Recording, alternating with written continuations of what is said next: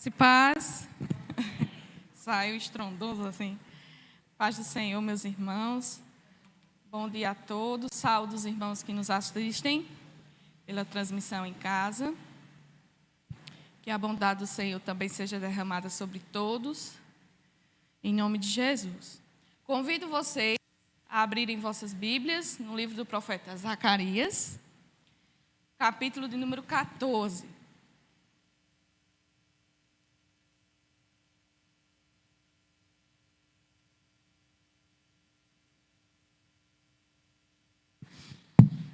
Amém? Zacarias, capítulo 14, diz assim: Eis que vem o dia do Senhor, em que os teus despojos se repartirão no meio de ti. Porque eu ajuntarei todas as nações para a peleja contra Jerusalém. E a cidade será tomada, e as casas serão saqueadas, e as mulheres forçadas. Metade da cidade sairá para o cativeiro, mas o restante do povo não será expulso da cidade. Então, sairá o Senhor e pelejará contra essas nações, como pelejou no dia da batalha. Naquele dia, estarão os seus pés sobre o Monte das Oliveiras, que está defronte de Jerusalém, para o oriente. O Monte das Oliveiras será fendido pelo meio para o oriente e para o ocidente, e haverá um vale muito grande. Metade do monte se apartará para o norte e a outra metade para o sul. Fugireis pelo vale dos meus montes, porque o vale dos montes chegará até Azal. Sim, fugireis como fugistes do terremoto nos dias de Uzias, rei de Judá. Então virá o Senhor, meu Deus, e todos os santos com ele. Acontecerá naquele dia que não haverá luz, mas frio e gelo. Mas será um dia singular, conhecido do Senhor. Não será nem dia nem noite, mas haverá luz à tarde. Naquele dia também sucederá que correrão de Jerusalém águas vivas, metade delas para o mar oriental, a outra metade até o mar ocidental. No verão e no inverno sucederá isto. O Senhor será rei sobre toda a terra. Naquele dia, um só será o Senhor, e um só será o seu nome. Toda a terra se tornará como a planície de Geba, a Rimon, ao sul de Jerusalém. Esta será exaltada e habitada no seu lugar, desde a porta de Benjamim até ao lugar da primeira porta, até a porta da esquina, e desde a torre de Ananel até os lagares do rei. Habitarão nela, e já não haverá maldição, e Jerusalém habitará segura. Então, esta será a praga com que o Senhor ferirá todos os povos que guerrearem contra Jerusalém. A sua carne se apodrecerá, estando eles de pé. Apodrecer-lhes-ão os olhos nas suas órbitas, e lhes apodrecerá a língua na boca. Naquele dia, também haverá da parte do Senhor grande confusão entre eles. Cada um agarrará a mão do seu próximo. Cada um levantará a mão contra o seu próximo. Também Judá pelejará em Jerusalém, e se ajuntarão as riquezas de todas as nações circunvizinhas, ouro, prata e vestes em grande abundância. Como esta praga, assim será a praga dos cavalos, dos mulos, dos camelos, dos jumentos e de todos os animais que estiverem naqueles arraiais. Todos os que restarem de todas as nações que vierem contra Jerusalém subirão de ano em ano para adorar o rei, o Senhor dos Exércitos, e para celebrar a festa dos tabernáculos. Se alguma das famílias da terra não subir a Jerusalém para adorar o rei, o Senhor dos Exércitos, não virá sobre ela a chuva.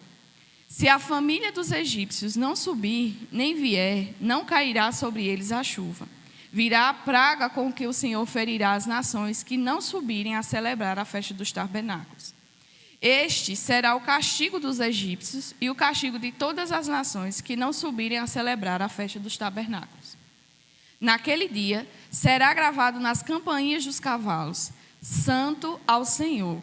E as panelas da casa do Senhor serão como as bacias diante do altar. Sim, todas as panelas em Jerusalém e Judá serão santas ao Senhor dos Exércitos. Todos os que oferecem sacrifícios virão, lançarão mão delas, e nelas cozerão a carne do sacrifício. Naquele dia já não haverá mercador na casa do Senhor dos Exércitos. Amém. Oremos. Deus Santo,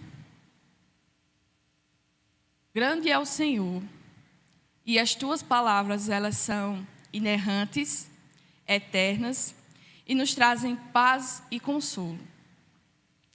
Pai, em nome do Senhor Jesus, nós te pedimos nessa manhã a tua provisão e mais uma vez que as tuas misericórdias sejam derramadas sobre nós, para que possamos compreender a tua palavra, para que possamos compreender a tua verdade. Livra-nos, Senhor, de qualquer pressuposto que possamos tirar desses textos, mas que o Senhor possa, por meio do teu Santo Espírito, nos guiar à verdade central desta palavra, que é o Senhor é Rei sobre todas as nações. Ajuda-nos, Senhor, a contemplar esta verdade. Livra-nos, Senhor, de ideologias, de conceitos, de dogmas, mas que a tua palavra seja o cerne do nosso viver.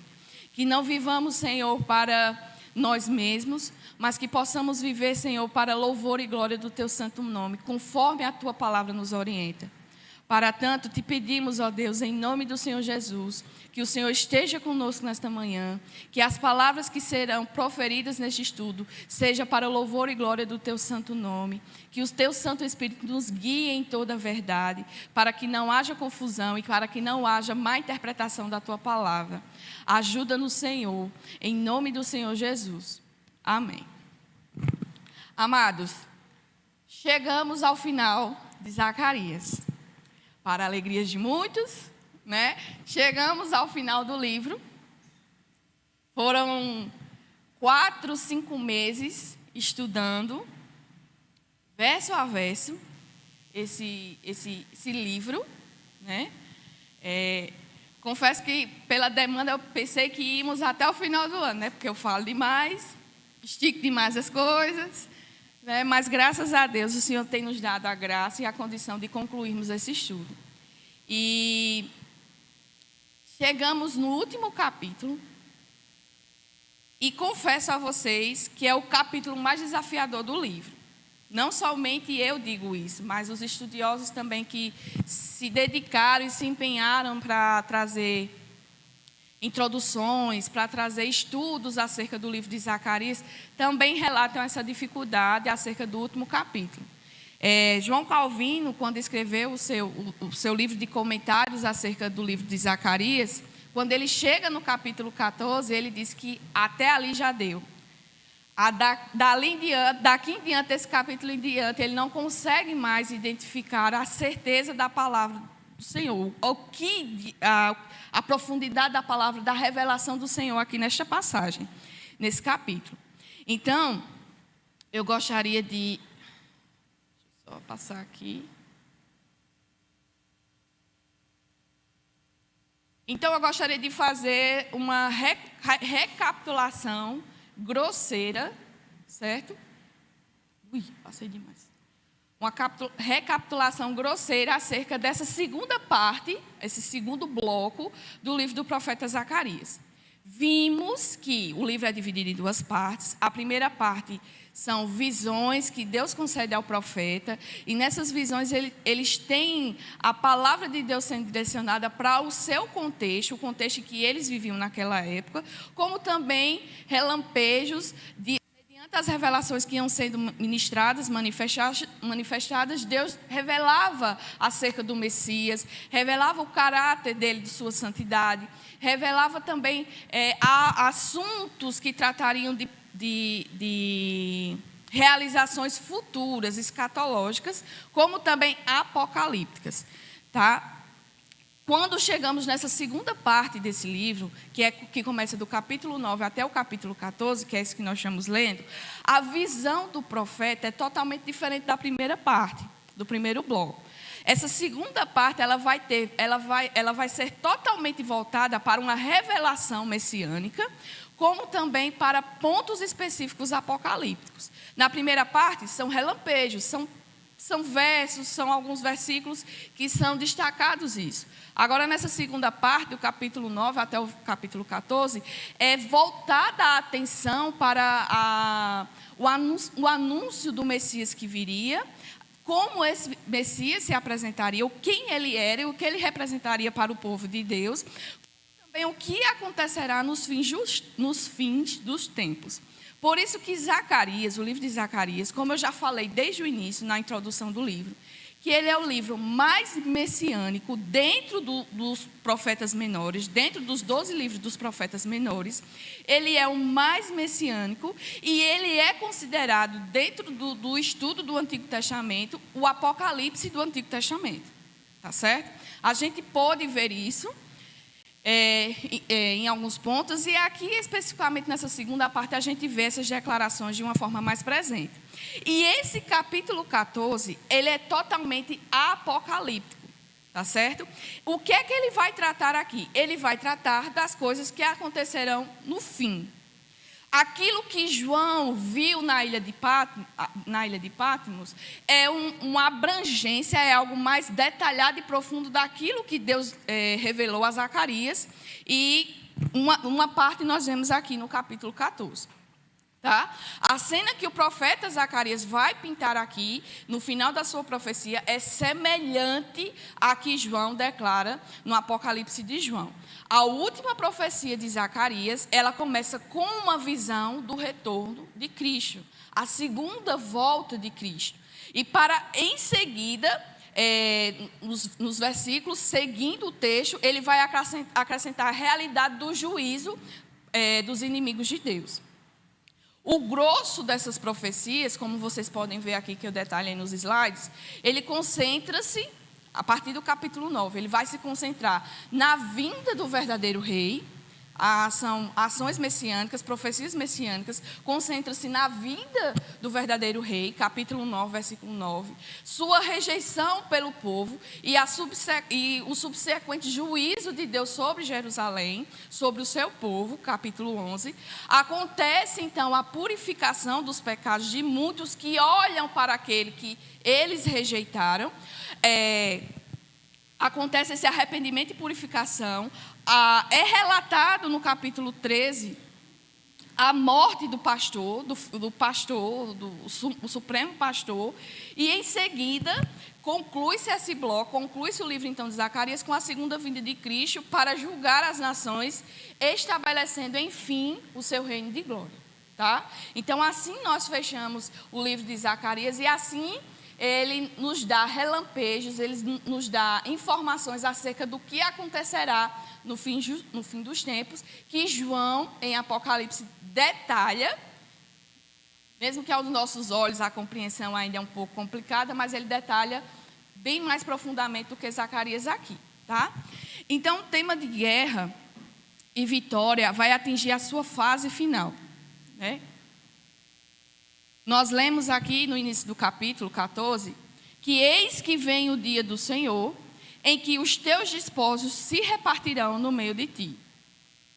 Está subentendida aqui uma ameaça, não é uma promessa, mas a ameaça que sobrevirá sobre Jerusalém, que virá sobre Jerusalém.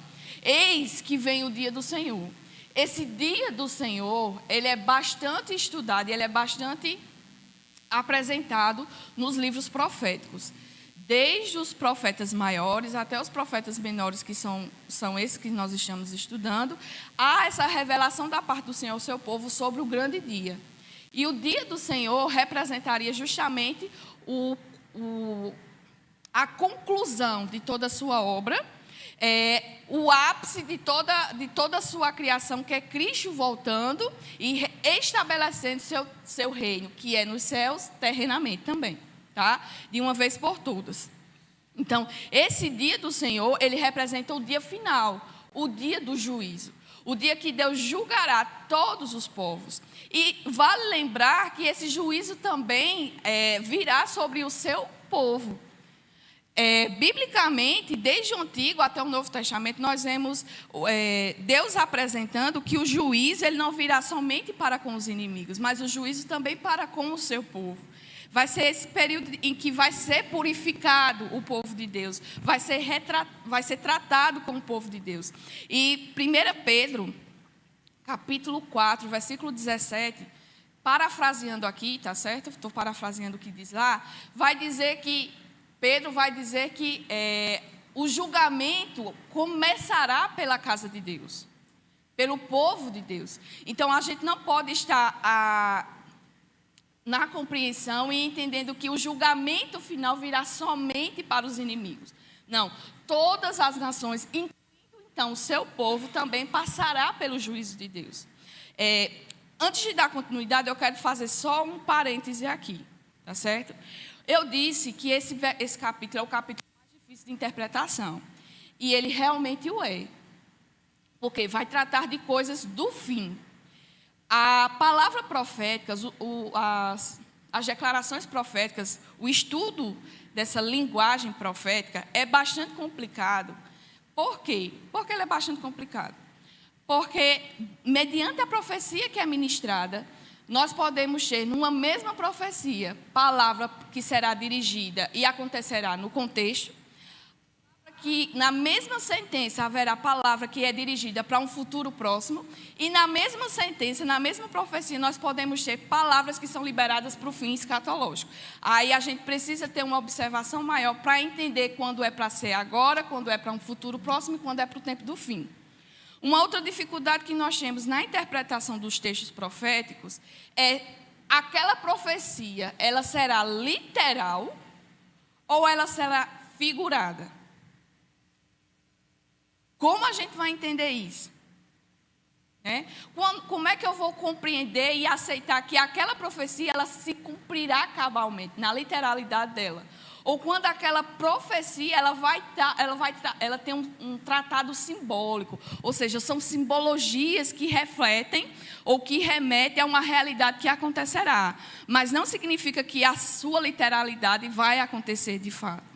Então, a dificuldade dos textos proféticos para a nossa interpretação e compreensão são essas. Aí, quando nós vamos para os comentaristas, os estudiosos, os livros, os comentários que a gente tem disponível acerca dessa literatura, aí gera-se mais confusão. Por quê? Porque a maioria alguns destes, eles vêm com pressupostos. Que pressupostos são esses? São o entendimento que eles têm acerca da revelação que acontecerá. Isso se dá com profecia escatológica e apocalíptica. Porque se você pegar alguns livros, você vai ver que vai ter literalidade no cumprimento da profecia. Alguns, do mesmo texto, vão dizer que não, que é só uma profecia figurativa, ela é simbólica, ela não vai acontecer da forma que aconteceu. Então, quando a gente vai para esses estudos, para tentar nos ajudar, acaba aqui confundindo mais. Por quê? Porque eles vêm com pressupostos, eles vêm com pensamentos e estudos que eles adquiriram acerca do seu estudo no decorrer da sua carreira cristã. E mais complicado ainda é justamente esse ponto apocalíptico. Porque existe a literalidade, a profecia vai se cumprir de uma forma literal, como existe a profecia que ela vai ser simbólica. Por exemplo, lá em João, Apocalipse de João, a besta que emergirá do mar.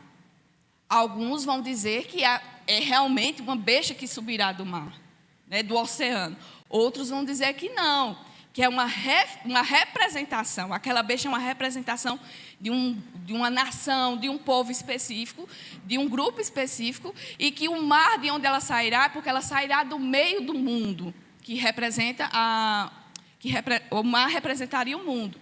Então, nós temos diversos tipos de interpretação acerca de um texto. E isso vai depender do pressuposto que se tem. Existe dentro do estudo apocalíptico aqueles que são pré-milenistas, pós-milenistas e amilenistas. Meu propósito aqui, certo?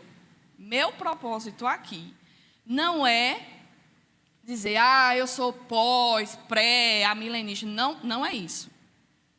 Não é levantar bandeiras de estudos, de compreensões e interpretações que se tem acerca da palavra de Deus. O meu propósito aqui, como professor, é trazer a centralidade da mensagem. o ponto principal que Zacarias aqui quer trazer e o que nós precisamos guardar no nosso coração. Porque sendo interpretada literalmente ou não a profecia, ela se cumprirá. O desígnio de Deus será realizado e cumprido e estabelecido. Isso a gente não pode negar, sendo a profecia literal ou não. Então, o nosso foco, atentemos para essa realidade, a mensagem central do livro, tá certo? E a mensagem aqui que o profeta vai trazer. Então, eis que vem o dia do Senhor, em que os teus despojos se repartirão no meio de ti. Vem o dia do Senhor, vem chegado o grande dia, tá? Está próximo, ele é real e ele irá acontecer, assim como a palavra de Deus foi ministrada e aconteceu para o seu tempo, para o tempo de Zacarias, para um tempo próximo de Zacarias, ela também é real e se cumprirá no futuro que Deus estabeleceu para que Cristo voltasse. Então, quando Cristo voltar, acontecerá o quê? Que Jerusalém, ela vai ser sitiada, ela vai ser tomada, ela será tomada e tudo que haverá dentro dela será retirado, tá? Versículo 2: porque eu ajuntarei todas as nações para a peleja contra Jerusalém, e a cidade será tomada, e as casas serão saqueadas, e as mulheres forçadas. Metade da cidade sairá para o cativeiro, mas o restante do povo não será expulso da cidade. Aqui no versículo 2 nós vemos a declaração do que se sucederá em Jerusalém naquele tempo, tá? Ela será tomada, ela será sitiada. Mas em primeiro ponto que nós vemos aqui no versículo 2 é que é o Senhor que fará essas coisas. Eu ajuntarei todas as nações para a peleja contra Jerusalém. É o Senhor que está levantando todas as nações para irem contra a Jerusalém. E o que nós entendemos aqui, o que nós aprendemos dessa declaração aqui, que nada do que acontece na história, dentro do tempo, acontece sem a permissão do Senhor. Nada acontece se o Senhor não permitir que tal ação ocorra. Da mesma forma como ele levantou os babilônios, os caldeus, contra Jerusalém, contra a nação de Judá, da mesma forma ele levanta as nações contra Jerusalém novamente. E aqui é uma declaração do juízo de Deus sobre Jerusalém, do que acontecerá para com este povo no fim do tempo, nos fins dos dias. Alguns vão interpretar que essa Jerusalém é a Jerusalém onde todos estarão reunidos, como pode ser também a Jerusalém, Judá, o povo de Deus, o povo que Deus escolheu lá em Êxodo, certo? Porque ajuntarei todas as nações para a peleja contra Jerusalém. E como é que a gente pode interpretar todas as nações?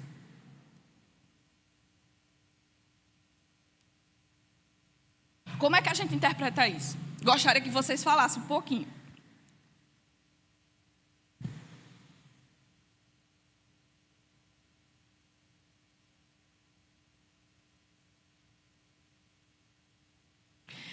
Podem falar, tá? Não tenham medo, não. Podem falar. O que é que vocês interpretam com essa questão de as nações virão para a peleja?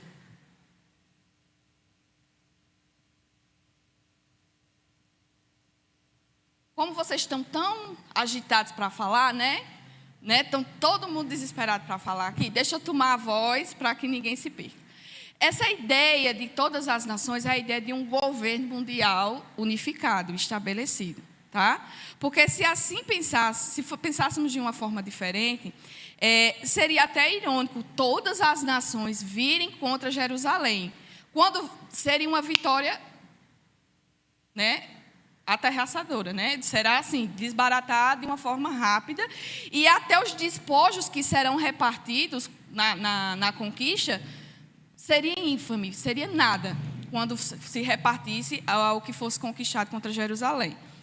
Então, a ideia aqui, o centro aqui da mensagem é que haverá um governo, uma unidade mundial, um governo central mundial, e ele se levantará contra Jerusalém. Tá? É uma confederação universal dos exércitos das nações. Estas estão descritas no Salmo de número 2. Elas estão descritas no livro de Joel, capítulo de número 2. Ela está descrita no livro de Ezequiel, capítulo 38 e 39, como também é descrita em Apocalipse, capítulo 16 e 19. Então, essa confederação aqui, todas as nações, é uma unidade confederativa, todas as nações unidas. Certo? Com esse propósito. Só para vocês terem uma noção, Salmo de número 2.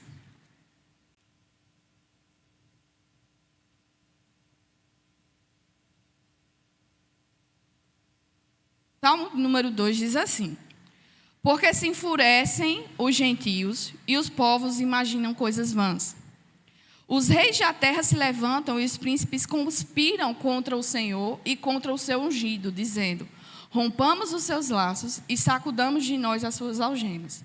Ri-se aquele que habita nos céus, o Senhor zomba deles. Na sua ira, a seu tempo lhes há de falar, e no seu furor os confundirá.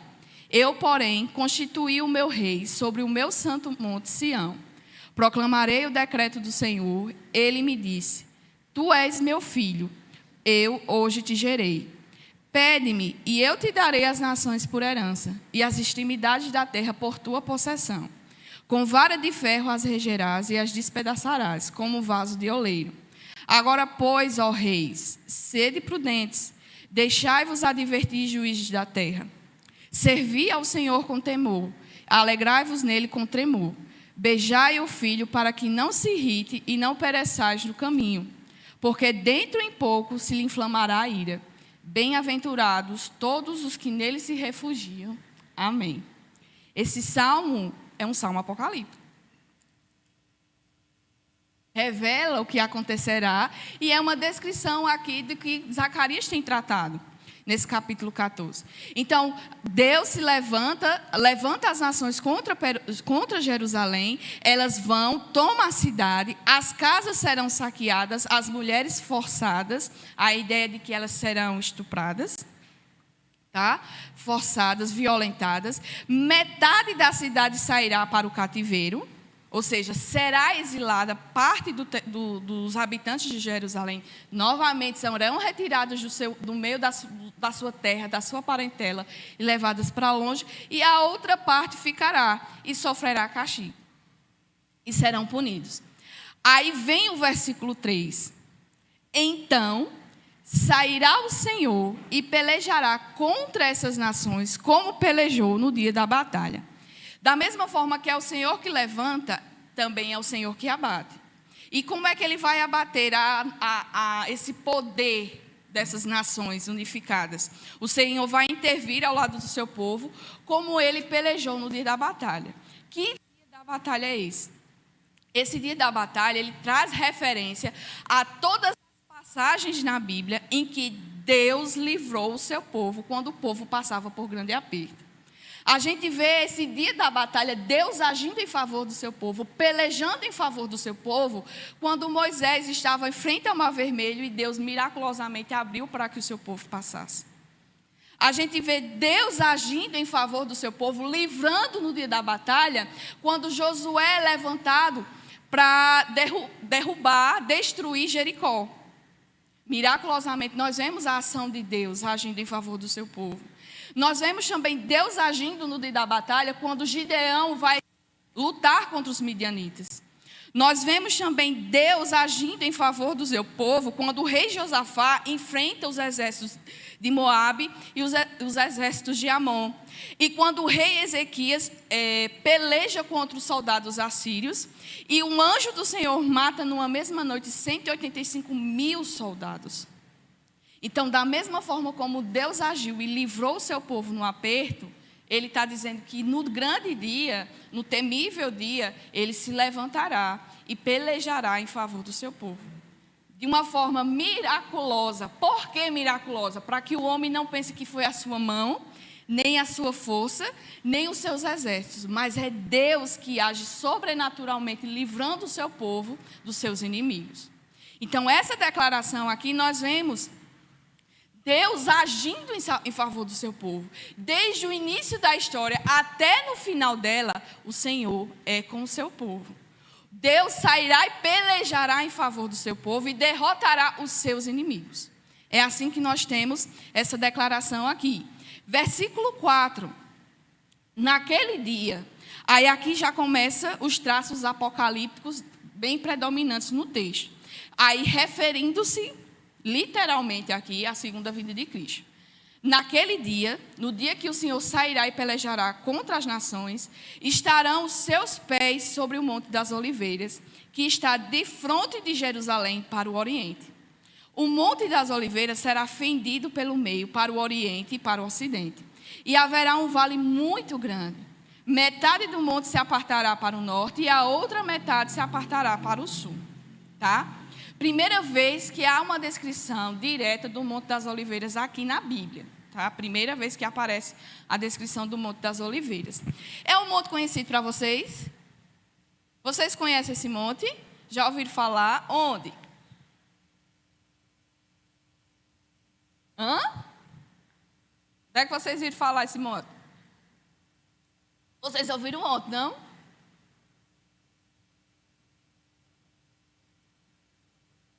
E não prestaram atenção.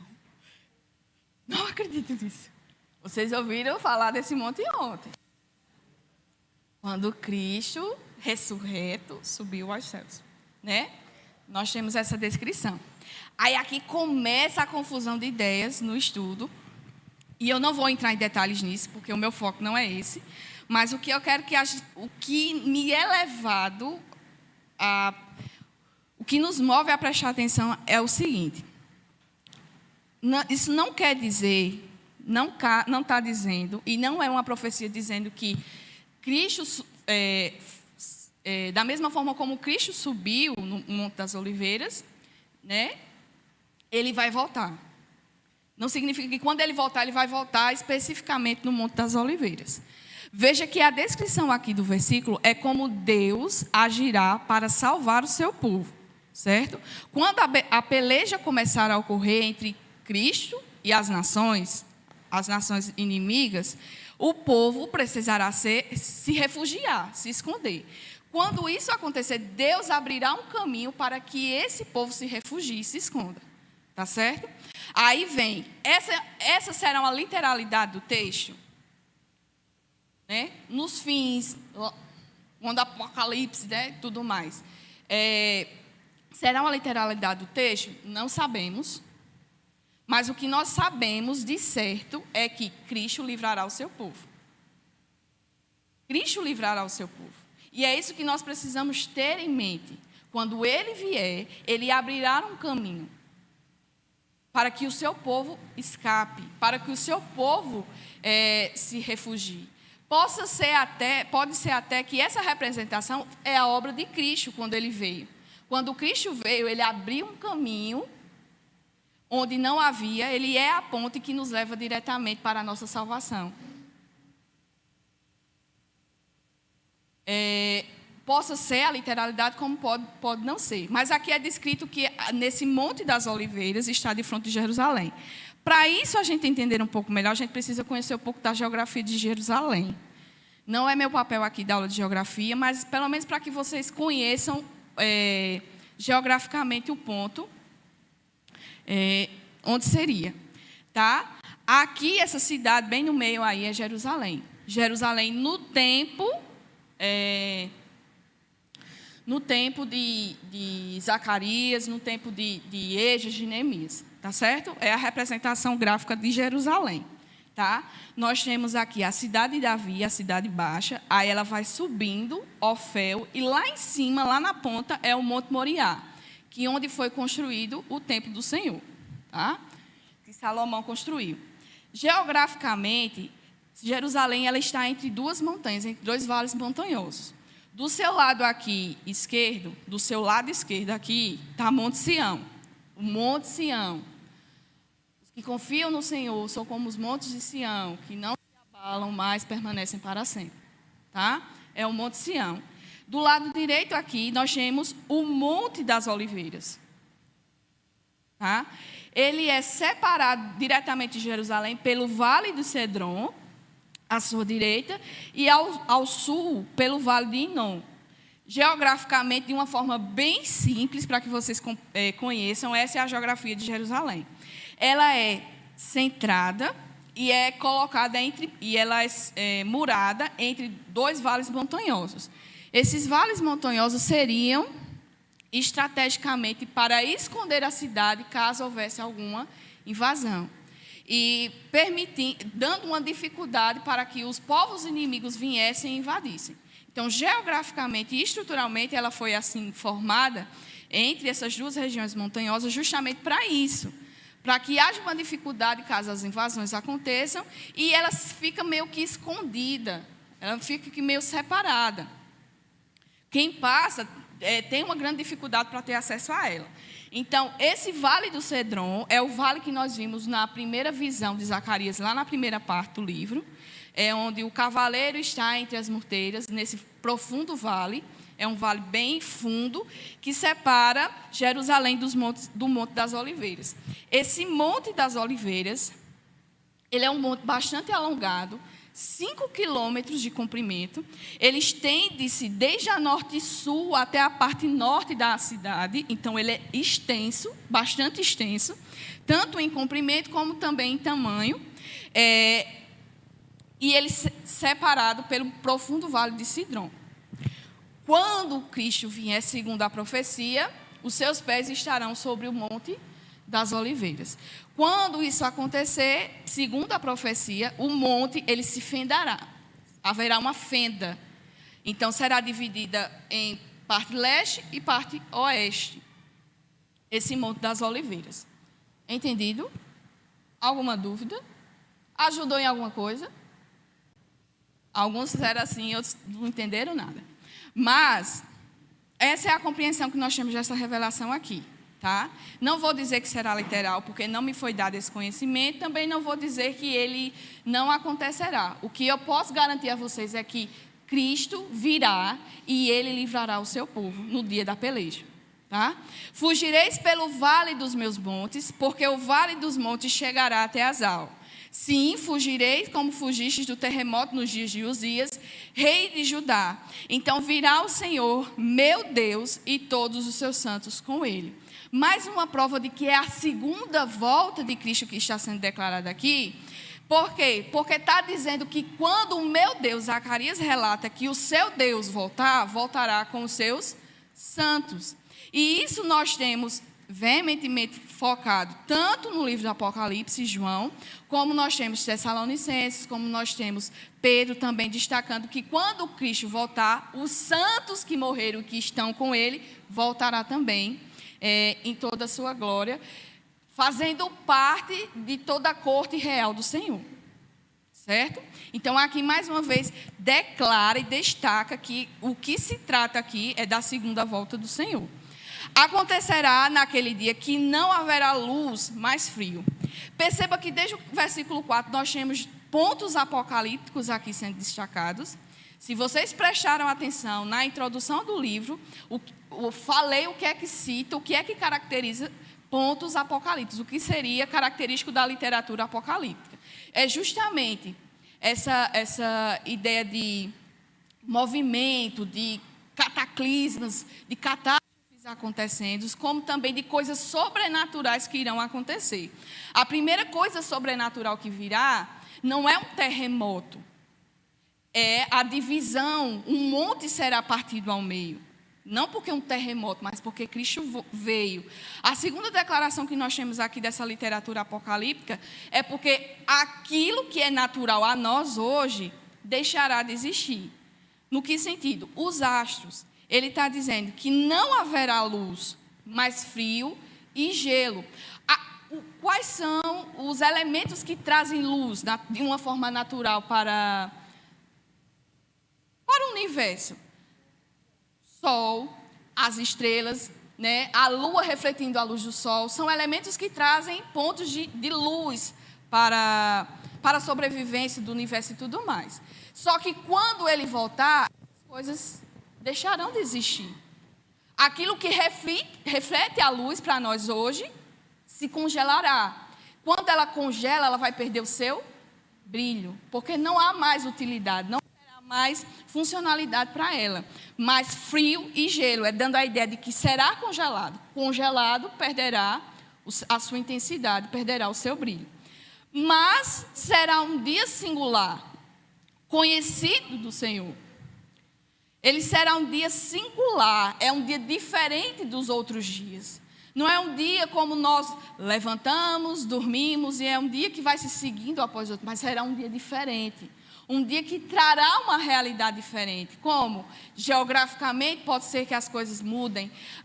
Os astros que alumiam no céu, eles perderão sua utilidade. Será um dia diferente como o que acontece nos nossos dias atuais. Não será nem dia e nem noite, mas haverá luz à tarde. À tarde, para um judeu, é já o sol se pondo, iniciando a noite, né? A gente tem um período da tarde que começa de meio-dia e vai se estende até às 6 horas, né? Quando finalmente se escurece. A tarde mesmo para o judeu é quando já se põe o sol e já aparece a lua. Então não haverá luz, porque a própria luz descerá. É a própria luz que virá e alumiará todas as coisas. Não há mais necessidade dos astros, não há mais necessidade do sol, das estrelas nem da lua, porque a verdadeira luz e perene luz estará no meio do seu povo, estará entre a sua criação. Naquele dia também sucederá que correrão de Jerusalém águas vivas, metade delas para o mar oriental e a outra metade até o mar ocidental. No verão e no inverno sucederá isto. Uma outra característica que é descrita aqui. Geograficamente, mais uma vez falando, Jerusalém não existia nenhum rio que cortasse a cidade. Não havia rio ao seu redor, como a gente pôde ver aqui pela descrição. Não havia rio, não havia nem que cortasse nem fora. O que abastecia a cidade de Jerusalém com águas era uma fonte que estava fora da cidade, fora dos muros de Jerusalém, e que no tempo do rei Ezequias, ele canalizou essa fonte, trazendo a água desse poço, que seria um poço, de uma fonte de água externa, para dentro de Jerusalém, que abasteceria a cidade. Então, não seria necessário o povo sair da cidade, pegar a água e entrar. Lembrando que naquele tempo não existia água encanada. Tá? É do tempo braçal mesmo. O povo saía, pegava os seus cântaros, seus baldes, enchia e voltava para casa. Tá? Então, no tempo do rei Ezequias, ele canaliza essa fonte, que é a fonte de Gion. Ele canaliza essa fonte e a água que jorrava é canalizada e voltada para dentro da cidade de Jerusalém. E abastecia a fonte de Siloé, o tanque de Siloé. Tá? E era dali que o povo era abastecido com água. Geograficamente, não havia rio em Jerusalém. Mas na palavra do Senhor, nós vemos que há um rio que sai do templo, né? Há um rio que corre do meio do templo e abastece a cidade de Jerusalém. Salmo 46. Nós temos também uma descrição do profeta Ezequias falando que do limiar do templo, da base do templo, flui um rio. Um rio que quanto mais longe ele segue, mais profundo ele se torna, e os seus mananciais, as extremidades, as pontas dos rios, são tão cheias e abundantes que trazem vida e prosperidade. Todas essas declarações são declarações acerca do nosso Senhor. É o Senhor que é o rio de vida, que faz fluir águas vivas para abastecer o seu povo. Lembra-se que a palavra do Senhor diz: não só de pão viverá o homem, mas de toda a palavra que sai, que vem de Deus. É o que será de alimento, o que será de sustento, de bonança para o seu povo. Então, Deus aqui, no meio do seu povo, é representado como um rio. E essa característica de rio e de água, dentro da literatura profética, como também do Antigo Testamento, como do Novo, ele demarca bênção. A prosperidade do Senhor virá. A bênção do Senhor virá. Então, naquele dia sucederá que correrão de Jerusalém águas vivas. Essas águas serão tão perenes e que a cidade não mais sentirá falta de água. não mais sentirá falta de água, porque do meio da cidade fluirá um rio, e é um rio que contém vida, e nesse rio, por onde passa, ele gera bênção, gera prosperidade, trazendo mais vida, abençoando ao seu povo. Essa realidade descrita aqui, nesse versículo 8. Versículo 9: o Senhor será rei sobre toda a terra. Naquele dia, um só será o Senhor, e um só será o seu nome. Dando a entender que, no fim dos tempos, todos voltarão para Deus, e verão e reconhecerão que só há um Deus, um único e verdadeiro Deus. E não haverá mais a possibilidade das pessoas buscarem preencher-se com outras coisas, senão o próprio Deus.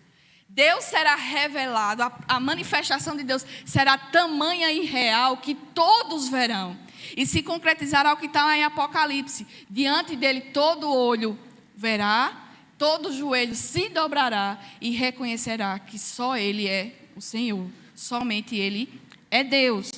Toda a terra se tornará como a planície de Geba a Rimon, ao sul de Jerusalém.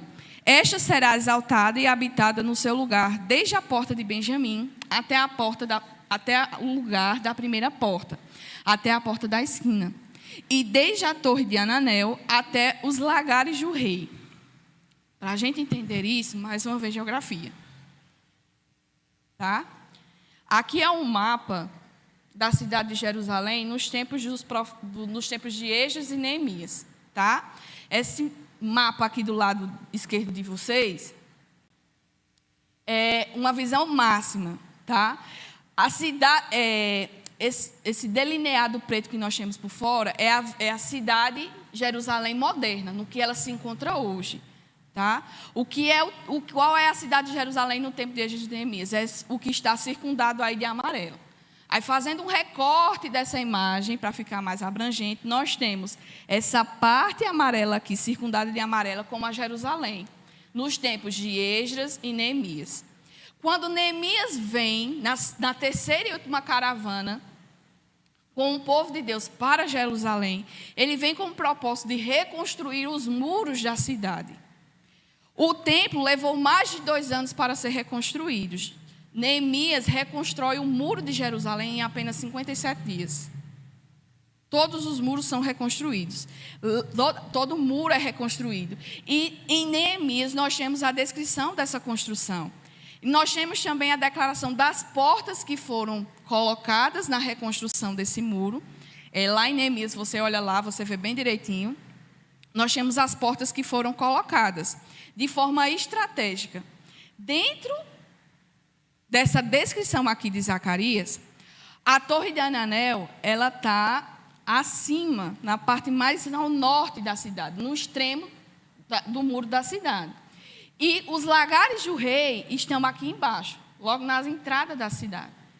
A porta de Benjamim, ela fica a nordeste, ou seja, fica desse lado direito, e a porta da esquina, ela fica do outro lado, do lado oeste, certo? Então, geograficamente, na descrição aqui de Zacarias, toda a cidade, desde que compõe as suas muralhas, que compõe a cidade de Jerusalém, ela será erguida. Tá? Aí vem a compreensão de que seria essa uma realidade natural que aconteceria? Os montes se moverão e Jerusalém subirá. Num cataclisma que acontece, numa mudança geográfica que vai acontecer, não movida por um terremoto, um maremoto ou outra coisa, mas de uma forma sobrenatural, a gente não sabe. Mas a gente sabe que a palavra de Deus diz, tanto aqui em Zacarias como lá em Apocalipse, que o Senhor reerguerá Jerusalém. Né? E qual o propósito disso? Como Cristo virá e se tornará rei absoluto sobre todas as nações, não somente sobre Judá, mas sobre todas as nações, sobre todo mundo, ele será estabelecido como rei, e ele estabeleceu que a sua morada seria em Jerusalém. O que aconteceria? Os montes ao lado, tanto o Monte Sião como o Monte das Oliveiras, eles seriam aplanados. A cidade que era montanhosa, toda a sua lateralidade será nivelada e Jerusalém será elevada. Para que, como centro do governo mundial, todas as nações olhassem para ela e vissem o reino de Deus. A capital do reino de Deus, a glória de Deus sendo estabelecida na terra. Estão compreendendo isso? Está um pouco difícil.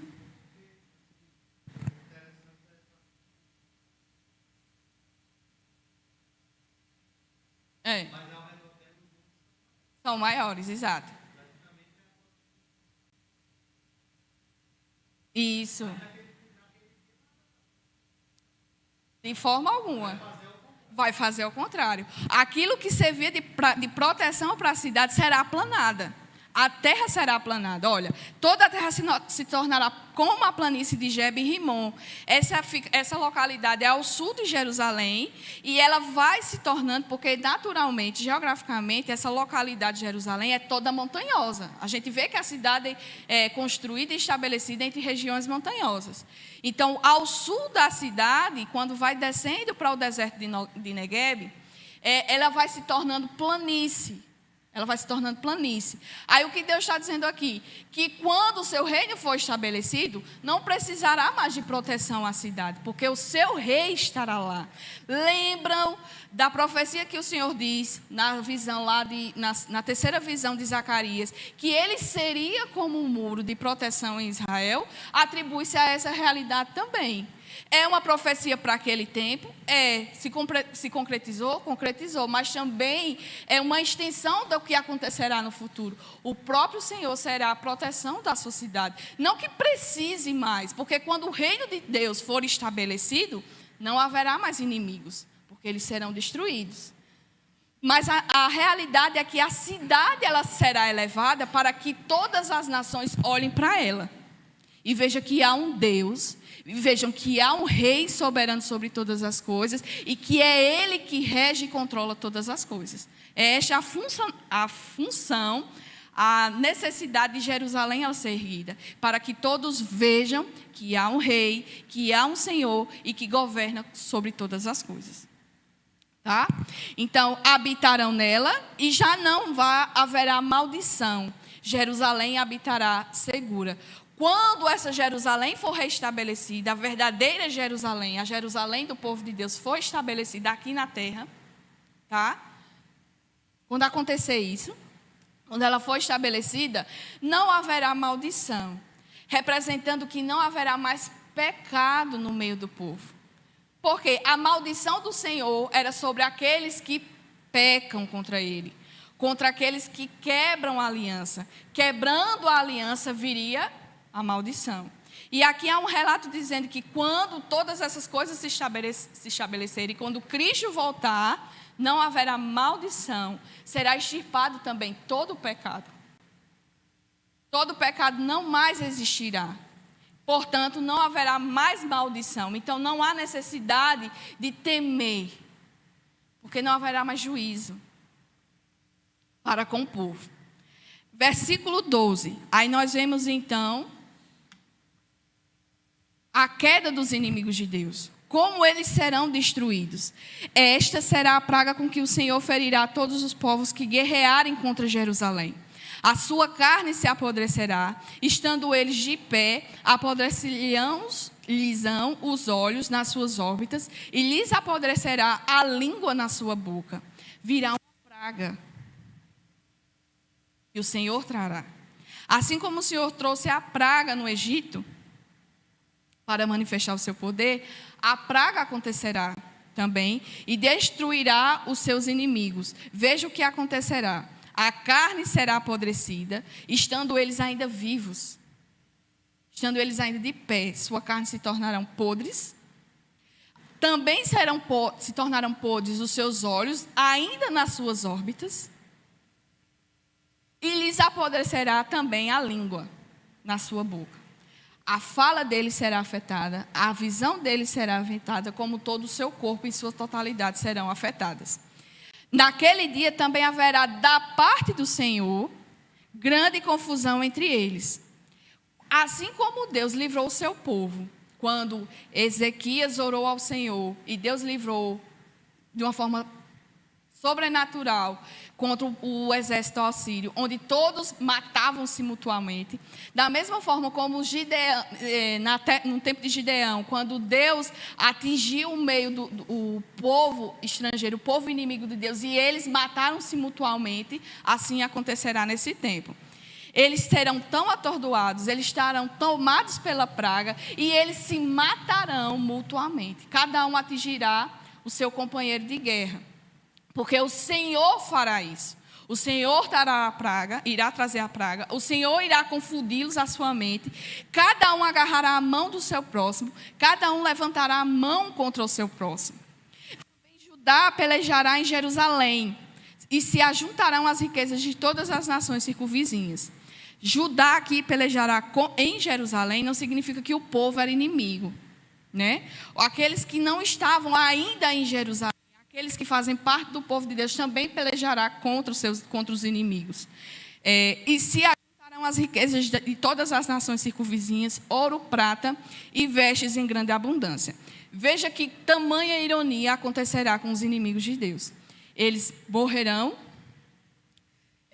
da pior forma que possa existir, e tudo aquilo que eles viveram sua vida para conquistar, tudo aquilo em que estava o coração deles, que era a busca pela ganância, o dinheiro, o ouro, a prata, o prestígio, a importância que eles tinham, que eles buscaram e se empenharam tanto para isso, o Senhor tirará deles.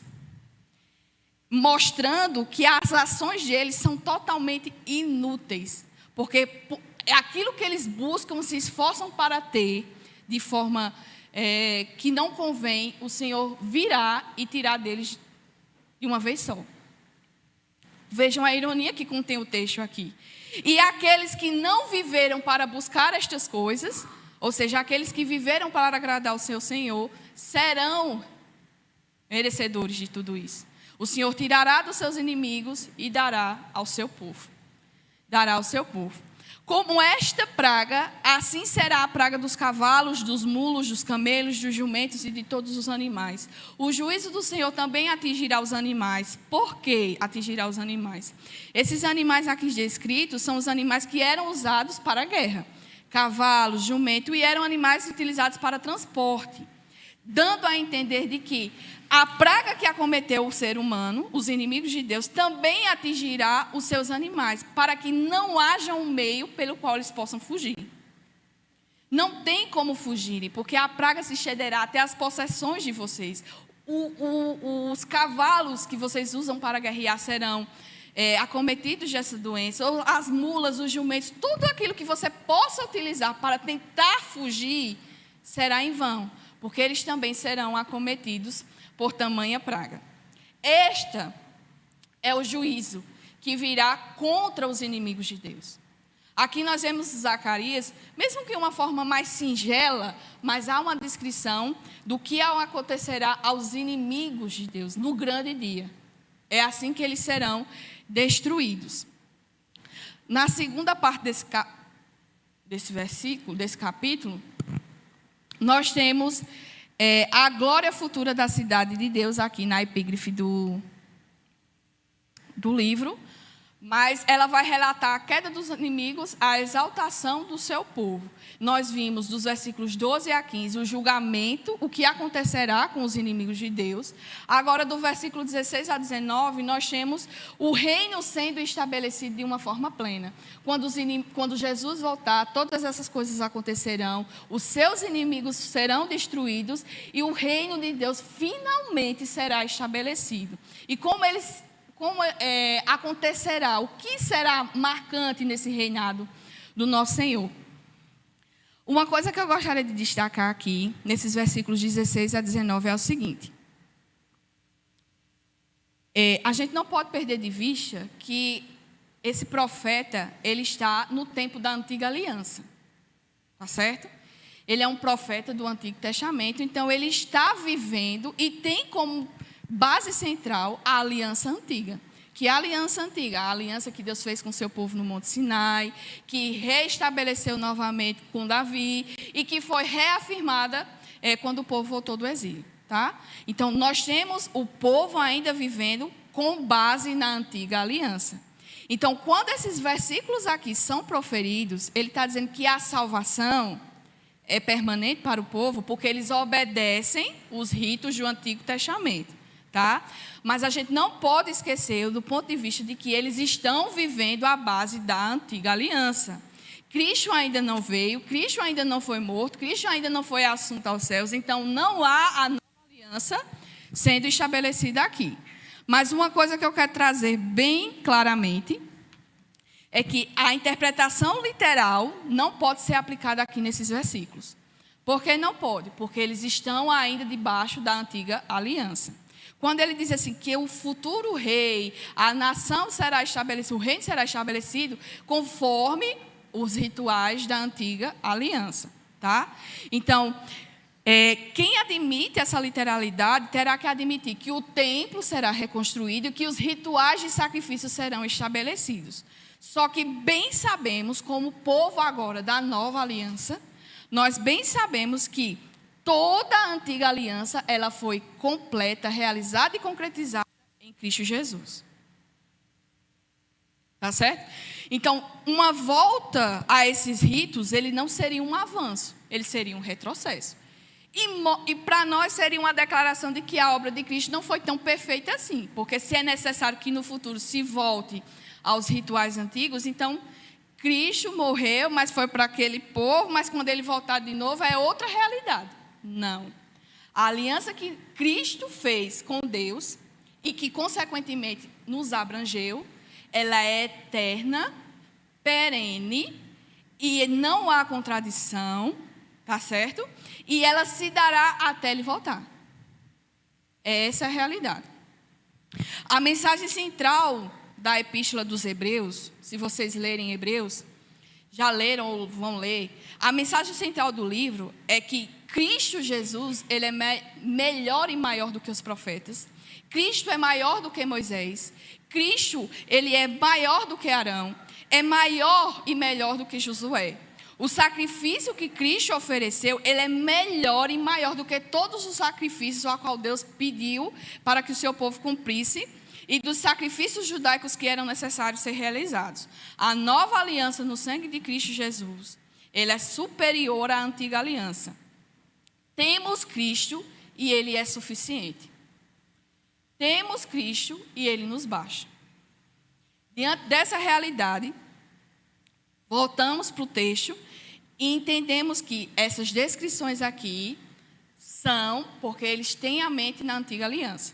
Então, quando ele diz assim, todos os que restarem de todas as nações, que vierem contra Jerusalém, subirão de ano em ano para adorar o rei, o Senhor dos exércitos, e para celebrar a festa dos tabernáculos. Todos os que restarem, quando Deus purificar a terra, quando todos os seus inimigos foram mortos, aqueles que restaram virão para o Senhor.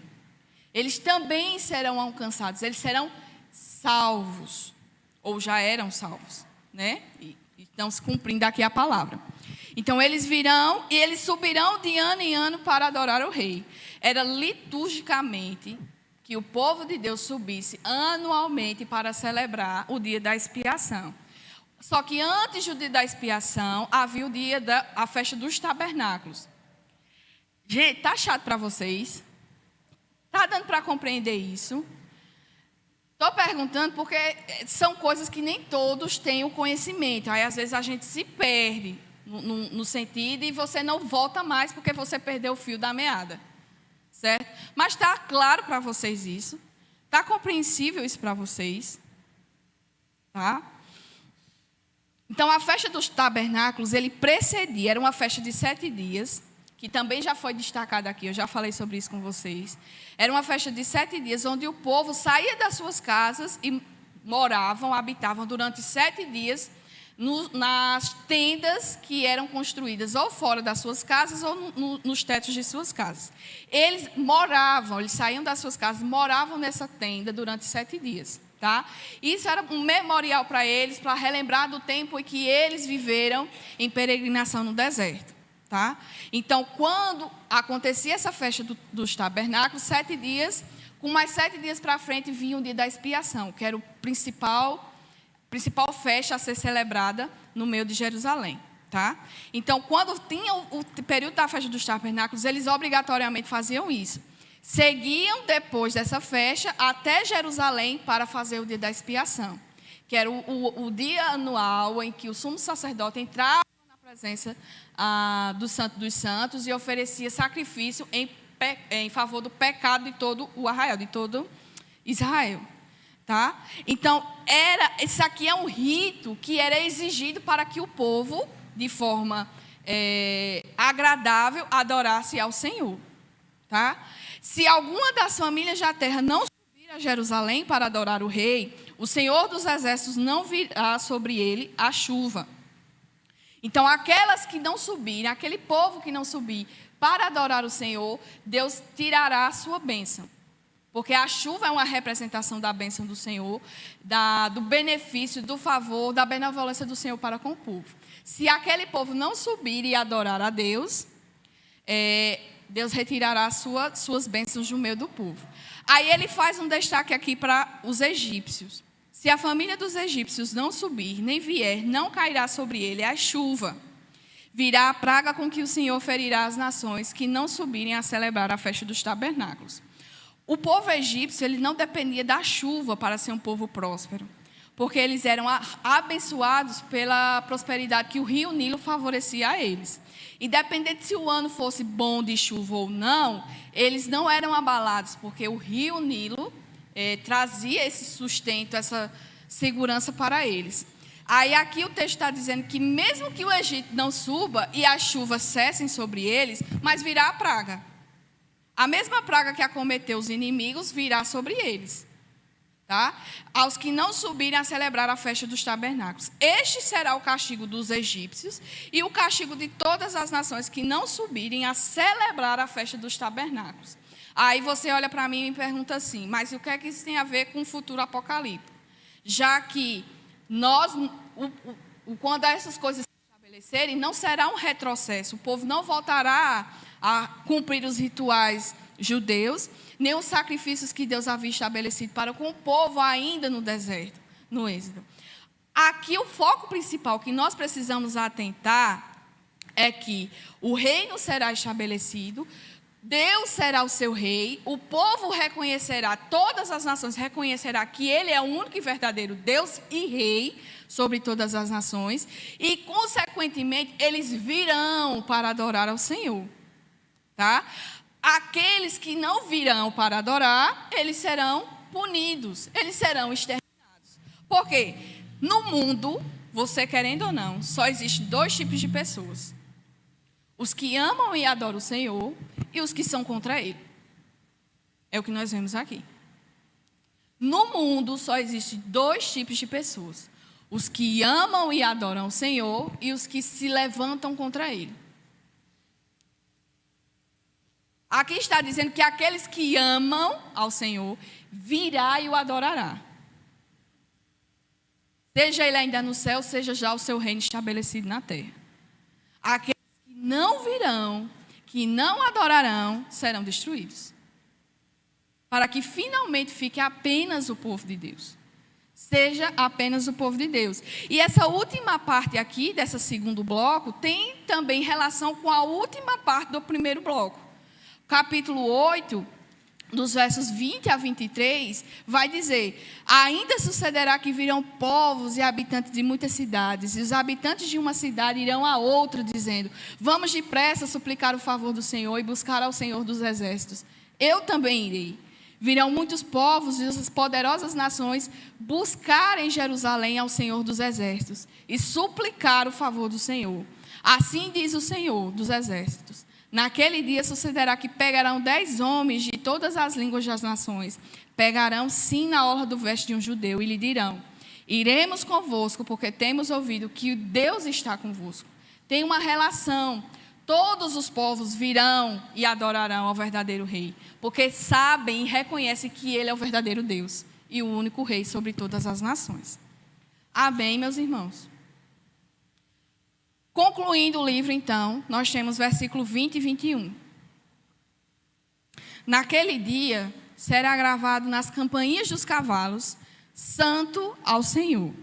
E as panelas da casa do Senhor serão como as bacias diante do altar. Sim, todas as panelas em Jerusalém e Judá serão santas ao Senhor dos Exércitos. Todos os que oferecem sacrifícios virão, lançarão mão delas e nelas cozerão a carne do sacrifício. Naquele dia não haverá mercador na casa do Senhor dos Exércitos. Concluindo a profecia, concluindo o seu livro, Zacarias está dizendo literalmente o seguinte: quando o reino de Deus for estabelecido, todo o povo será santo, assim como Deus é santo. Não haverá mais pecado, não haverá mais o homem querendo ser igual a Deus ou querendo usurpar o lugar de Deus, mas todos serão e adorarão o verdadeiro Deus com temor e santidade, como desde o início de todas as coisas o Senhor pediu e exigiu que o homem o fizesse. Essa ideia de santo ao Senhor, como tem aqui, o sacerdote, o sumo sacerdote, ele usava, esqueci o nome agora, a mitra, e nela havia uma placa, na frente dela havia uma placa em ouro e estava escrito santidade ao Senhor. Para que fazia parte da vestimenta do sumo sacerdote e trazia à memória que santo é o Senhor, e aqueles que estavam servindo em sua casa também deveriam ser santos. E os que serviam em sua casa seriam santos, refletiriam na sociedade. Então, eles seriam santos, os sumos sacerdotes, os sacerdotes, aqueles que serviam, refletindo assim no povo. A vida do povo, a vida da sociedade também deveria refletir essa realidade, tá? Então, quando o reino for estabelecido, todos serão assim. Não somente aqueles que servem ao Senhor, na sua casa, ou na sua obra, ou no seu ministério, mas todos aqueles que fazem parte do povo de Deus serão santos, viverão uma vida santa para com o Senhor. Isso será de uma forma presente e real. Não será essa luta que nós temos ferrenha contra a nossa carne, contra o nosso coração, que a gente sabe que tem que ser, mas a gente não é. Nessa luta travada entre a carne e o espírito, e que a gente sabe que viver a palavra do Senhor é bênção para nós, mas a gente insiste em viver aquilo que a palavra de Deus é contra. Aqui mostra que não há divisão entre o sagrado, o sacro e o secular. Porque para o povo de Deus, e Deus sempre exigiu isso do povo, a realidade é que naquele dia não haverá mais luta, todo o povo será verdadeiramente. Mas o que Deus exige de nós em sua palavra é que em todas as nossas ações devemos agir como se estivéssemos fazendo, como nós fazemos no culto. Aquele que é levantado para fazer a obra como sacerdote, alguém daquela época, ele tinha que ter uma vida voltada para a santidade, porque ele representaria o povo. Não é diferente para nós nos nossos dias. Não é, isso nunca foi diferente. Você estando participando do ministério, você sendo uma liderança da casa do Senhor, você sendo representante de um pastor, presbítero, diácono, seja lá qual for a sua função, seja você aquele que limpa a casa do Senhor, você deve viver e fazer como se estivesse fazendo algo máximo para Ele. E isso não somente no serviço, mas isso deve refletir, isso deve apontar para a nossa realidade e sociedade. Por quê? Ele diz que naquele dia será gravado nas campainhas dos cavalos, ou seja, no meu serviço em sociedade, santo ao Senhor. E as panelas da casa do Senhor serão como as bacias diante do altar. Essas panelas na casa do Senhor eram panelas que eram separadas para quando o peregrino viesse de longe oferecer o seu sacrifício na casa do Senhor, as ofertas que eram cozidas, que precisavam ser cozidas, havia uma separação de um material para que esse peregrino, quando viesse, pudesse preparar o seu sacrifício e oferecer na casa do Senhor. Essas panelas aqui da casa do Senhor são essas panelas, não são as panelas que eram usadas para o sacrifício em si. Não era a pá, não era a bacia, não era esse material, mas era um material que era separado de dentro da casa do Senhor, para quando o povo viesse longe para oferecer suas ofertas cozidas no templo. Eles tinham esse material que poderiam usar para isso. Tá? Então, mesmo no seu mais alto serviço, até no mais baixo que eu digo assim, naquele que ninguém vê, tudo que nós fizermos, devemos fazer para como se estivéssemos fazendo diante do nosso Deus. Porque Deus sonda e conhece o nosso coração. Ele sabe todos os nossos pensamentos. Assim como Davi diz, sonda, Senhor, e conhece o meu coração. Tu sabes se há ou não bondade em mim. Porque muitas vezes nós manifestamos, mas o nosso coração não tem temor. Ou muitas vezes nós temos o temor, mas nós não manifestamos de uma forma presente. E muitas vezes na nossa mente a gente acha que o nosso serviço a Deus, ele só é expresso, ele só é manifesto se eu estiver servindo diretamente na casa do Senhor. Se eu for líder, se eu fizer parte de um ministério, se eu for isso, se eu for aquilo, aí o meu serviço será diferente. Mas o chamado aqui, a nossa compreensão e a nossa exortação é para que nós compreendamos que lavando a casa, limpando o chão, cuidando das coisas mais simples até o mais alto serviço, devemos expressar a realidade que estamos fazendo para o Senhor. Paulo lá em Coríntios e lá em Filipenses vai dizer, fazei todas as coisas, qualquer coisa, quer comais, quer bebais, quer fazer qualquer coisa, façam tudo para a glória de Deus, porque é o nosso serviço, o nosso papel como povo de Deus deve refletir a glória daquele que nos chamou, deve refletir o favor daquele que nos abençoou, daquele que nos salvou, que nos regenerou, que nos deu uma nova vida, que mudou o nosso nome. Então, vai limpar o chão? Limpe para a glória de Deus. Vai trabalhar fora? Trabalhe para a glória de Deus. Mesmo que o seu chefe seja ruim, seja a manifestação do capiroto, mas você vai fazer para a glória de Deus. E você tem um Senhor.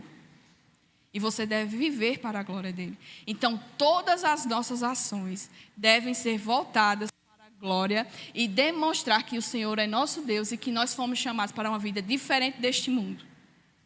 Essa é a realidade. Todas as panelas em Jerusalém e Judá serão santas. Não somente as que foram separadas para a casa do Senhor, mas todas as casas, todas as panelas, tanto em Jerusalém, de todo o povo, são santas, serão santas ao Senhor. Todos os que oferecerem sacrifícios, eles virão, lançarão mão delas e nelas cozerão a carne do sacrifício. Trazendo para a realidade do profeta, o povo estava voltando do exílio. O templo estava sendo reerguido novamente. Os utensílios da casa estavam sendo providos novamente. Então, quando o povo vinha e adorava, talvez faltasse mantimento. Talvez o povo não tivesse as panelas para cozer e oferecer o seu sacrifício. Mas o Senhor está dizendo que o povo será transformado de tal maneira que o pecado não mais alcançará o seu povo, ao ponto de que até as panelas das suas casas serão utilizadas para o serviço no templo, porque eles serão santos, porque o povo que as usa, usarão de uma forma santa. Usarão de uma forma que refletirão em todas as suas ações a santidade do nosso Deus. Naquele dia não haverá mercador na casa do Senhor dos Exércitos. Mercador é literalmente cananeu. Cananeu, aqui nesse versículo, não faz referência ao povo cananeu, mas faz referência à ação do cananeu. Eles eram mercadores, conhecidos por ser mercadores, por vender e trocar. E a palavra do Senhor aqui em Zacarias se encerra dizendo que não mais haverá ninguém que se aproveite e tente lucrar com as coisas do Senhor. Não haverá mais. Todo o mal será extirpado, será extinguido naquele grande dia. Somente o povo de Deus habitará. Somente o povo de Deus se achará. Veja que a atenção dessa profecia não é mostrar o sofrimento que viria, que o povo deveria enfrentar e enfrentaria, e vai enfrentar. Assim como João, no Apocalipse de João, o foco dele não é mostrar o sofrimento que virá, não é mostrar o anticristo que se sobressairá, que perseguirá o povo de Deus. Mas o foco desse, tanto de Zacarias como de João, é mostrar para que nós perseveramos na nossa caminhada com Cristo, para que no grande dia, mesmo que passamos por toda e qualquer aflição, saberemos que o nosso Redentor vive e que Ele virá no tempo oportuno e estabelecerá o reino de Deus em toda a sua glória, em toda a sua majestade e com tudo aquilo que Ele prometeu para nós.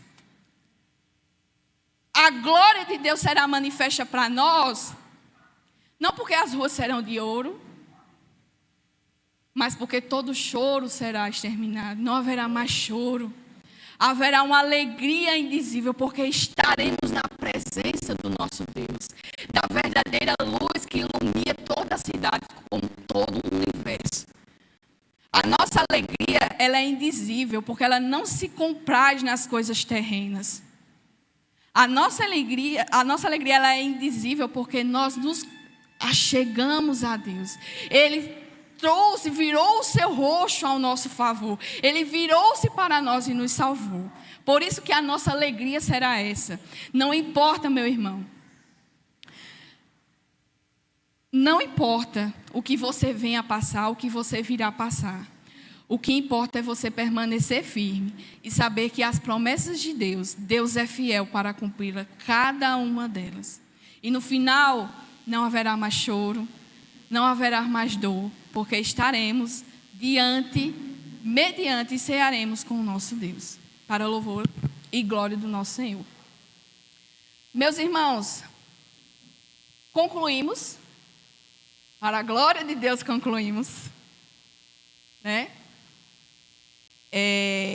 Eu agradeço, eu gostaria de agradecer, eu quero agradecer ao Senhor que me permitiu servir em sua casa, que me permitiu ser útil no seu reino e que me permitiu, pela sua soberana graça e misericórdia, ministrar esse estudo para vocês. Agradecer a esta casa.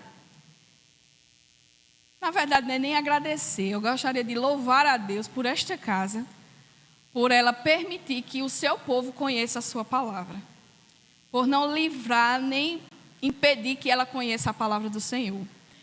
E a minha oração, talvez seja um estudo penoso, eu vi que alguns dormiram, alguns, né, talvez seja um estudo difícil, porque a palavra profética é um pouco difícil. Mas a minha oração para com vocês é que, da mesma forma que eu fui edificada com esse estudo, vocês também tenham sido. E que as palavras que foram ministradas nunca se percam no coração de vocês, nem na vida de vocês. Porque quando o grande dia vier, quando o dia do Senhor chegar, precisaremos nos apegar a ela. Precisaremos nos apegar a ela. Não permita que isso seja tirado do nosso coração, nem da nossa mente. Que isso leve você, assim como tem me levado, a uma verdadeira contrição no coração. Saber que nada sou, nada tenho, nada possuo, se o Senhor não nos conceder.